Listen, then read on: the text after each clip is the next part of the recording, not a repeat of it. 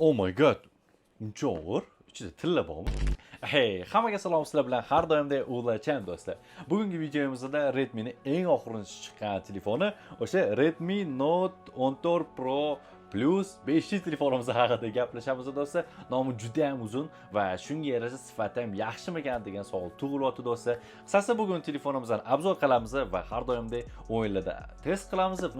Telefonimiz juda ham og'ir, juda ham qiziqoman do'stlar. Ichida nima borligi, kelinglar korobkamizni ochib ko'ramiz, dizayniga baho beramiz. Korobkamizni o'zingizlar ko'rishingiz mumkin. Ehtiyotkorlik bilan ochib olamiz va ochgan zavotimizda bizani Redmi ning kichkina korobkachasi kutib oldi va uning ichida esa har doimgidek sim karta uchun skripka va hech kimga kerak emas makulatura va telefonimizdan original chexol chiqargan do'stlar. Telefonimizni qisqacha ko'rishingiz mumkin va telefonimizdan ostida blok pitaniya va unga qo'shilgan holda kabellar chiqargan. Blok pitaniyamiz 120 vatlik blok pitaniya va kabelimizda Type-C kabellagan. Telefonimizning dizaynini o'zingizlar ko'rishingiz mumkin do'stlar. Va knopkalari ham juda ham yoqimli holda bosilar ekan. Ushbu telefonni dizayni haqida gapiradigan bo'lsak do'stlar, chiroyli, flagmanskiy topoviy telefonlarga o'xshab chiqarilgan ekan do'stlar. Ekranimiz qayrilgan, orqa korpusimiz esa matviy plastikdan qilingan, chekkalari esa glansiy bo'lganligi uchun ham lekin telefonimiz osonlikcha sirpanib ketmaydi do'stlar. Va kameramizga keladigan bo'lsak, orqa korpusdan o'pirilib chiqib turibdi do'stlar. Endi 200 megapiksellik bo'lgandan keyin o'pirilib chiqmasa nima qilsa endi do'stlar. Lekin telefonimizdan ushlab ishlatayotgan paytingizda telefonning kamerasi sizlarga hech qanaqa noqulaylik tug'dirmaydi va telefonimizning burchaklari qo'limizga botmaydi do'stlar. Hammasi qulay va telefonimizga moslashuvchan ekan qo'limizga. Va ushbu telefonning xarakteristikasiga keladigan bo'lsak, ekran AMOLED 120 Hz, protsessor Snapdragon 7S Gen 3 va 4 nanometrli. Xo'p, batareyka hajmimiz 5110 mAh do'stlar. Endi juda ham kam deb o'ylashingiz mumkin, lekin batareykamiz kun davomida bemalol sizlarga yetib beradi. Va blok pitaniya o'zingizlar ko'rganingizdek 120 vatlik blok pitaniya va 120 vatlik blok pitaniya telefonni 15 daqiqaning o'zida do'stlar 30-40% ga to'ldirib beradi va 1 soat ichida 100% gacha to'ldirib beradi do'stlar. Mabodo ertalab shoshilinch vaziyat bo'lib qolganda, telefoningizning batareyasi o'lib turganda, sizlarga shu 120 vatlik blok pitaniya o'sha payt yordam beradi do'stlar. Va telefonning narxiga keladigan bo'lsak, 400 va 450 dollar atrofida xarid qilishingiz mumkin do'stlar. Endi 450 dollarga arziydimi, arzimaydimi, qisqasi bugungi videomizda shu savolga javob topamiz. Telefonimizdan o'yin jarayonlari qanaqa ishlashini ham hozir hammasini tekshirib ko'ramiz do'stlar. Katta. O'yinda test qilishimizdan oldin o'zi PUBG o'yiniga netsega o'takiradi. Hozir tekshirib ko'ramiz. Lekin tekshirishimizdan oldin telefonimizda ozgina muammolar bo'lib turibdi. O'zingizlar ko'rganingizdek. Xo'p, o'zimizga keldi. Telefonimizda ozgina bo'lsa ham qochishlar bor. Xo'p, PUBG kiramiz va vaqtni hisoblashni boshlaymiz.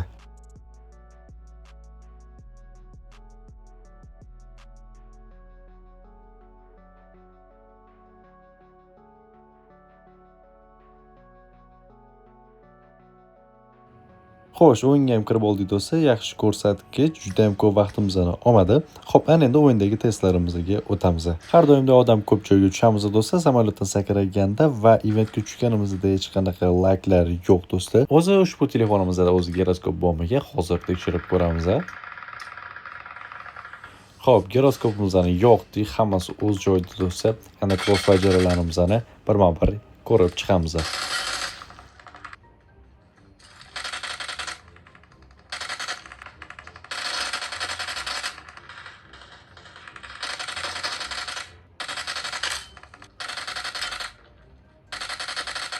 Crossfire jarayonlarini o'zingizlar ko'rdinglar. Kamchilik hozir qaytamiz. Undan oldin oldimizga o'taman. Granata bilan portatib ko'ramiz va telefonimizda qanaqa qochishlar bo'ladimi, shuni tekshirib ko'ramiz.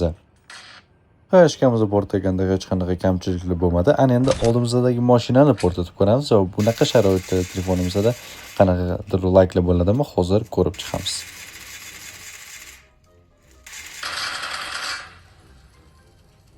Mashina portaganda hech qanaqa kamchilik bo'lmadi. Endi kamchiliklar keladigan bo'lsa do'stlar, crossfire jarayonida ozgina bo'lsa ham qochishlar bo'ldi. Buni videoda o'zingizlar ko'rishingiz mumkin. Yaxshilab qarasanglar, bu sezilarli darajada layklar bo'lgan. Bunaqa layklar o'yin davomida juda ham ko'p bo'ldi do'stlar. Xo'p, endi bootcampda ham tekshirib ko'ramiz do'stlar. Bootcampda ham shunaqa layklar bo'ladimi, hozir ko'rib chiqamiz. Ko'rishinglar mumkin, samolyotdan sakragan zavodimizda ozgina qochishlar bo'ldi. Xo'p, yerga tushib oldi. Yerga tushganimizda lekin hech qochishlar yo'q, hammasi o'z joyida. Endi close va jarlarimizni ko'ramiz.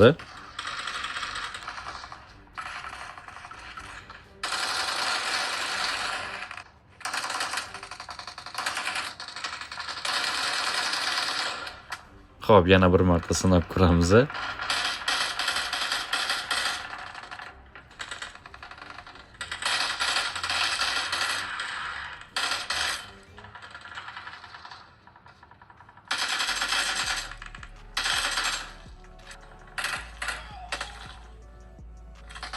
O'yin jarayonlarini o'zingizlar ko'rdinglar. Telefonda sezilar-sezilmas ozgina qochishlar bor, afsuski do'stlar. Lekin telefonimizni bir soatcha o'ynagan bo'lsam, qizishlar bo'lmadi, menga shu joyi yoqdi. Endi telefonimizni bilmadim, yangi bo'lganligi uchunmi, qizimagandir, lekin 1-2 oydan keyin baribir qiziydi deb o'ylayman. Agar mabodo ushbu telefonni kimlar kim ishlatayotgan bo'lsa, o'zingizlarning tajribalarini bo'lishgan holda kommentariyada yozib qoldiringlar. Shu qizyaptimi, qizimayaptimi? Shu o'zimiz uchun ham bilib olardik. $450 ga 60 FPS va 25-yilda endi bunisini bilmadim do'stlar. Endi bu joyga o'zingizlarning fikrlaringizni kommentariyada yozib qoldiringlar. Xo'p, ana endi Redmi Note 14 Pro Plus telefonimiz o'zi asli necha FPS ishlarkan hozir ko'rib chiqamiz.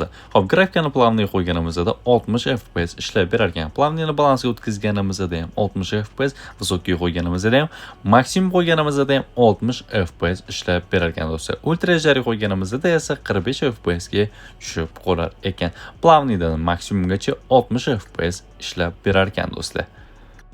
Lobbida ham xuddi shunaqa do'stlar, mana o'zingizlar ko'rishingiz mumkin. Plannidan maksimumgacha 60 FPS, Ultra HDR 45 FPS, ekstremalniy HDR har doimdek ishlamaydi. Xo'p, maksimum 60 FPS ga qo'yib ko'rdik do'stlar, nimalar o'zgarar ekan hozir ko'ramiz.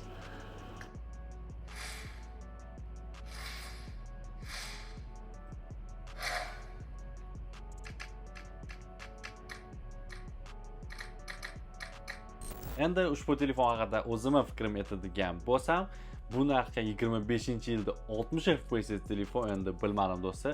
Zamon talabi уже boshqa, hamma 90-120 FPS telefonlarda o'ynayapti. Endi 60 FPS уже eskirmoqda deb o'ylayman do'stlar. Endi o'zingizlarning fikrlaringizni kommentariyada yozib qoldiringlar. Agar xarid qilmoqchi bo'lsanglar, opisiyaga silka qoldiraman do'stlar. Bemalol o'tib Radius do'konlari tarmog'idan naqd va muddatli to'lovga kafolati bilan xarid qilishinglar mumkin do'stlar. Keyingi video qaysi telefonni test qilishimni xohlaysizlar, kommentariyada yozib qoldiringlar va videoga like bosib, Telegram, Instagram va YouTube kanalimga obuna bo'lib qo'yishni unutmanglar do'stlar. Sizlar bilan har doim yo'ldoshim bo'ldi. Keyingi videoda ko'rishguncha, bay bay.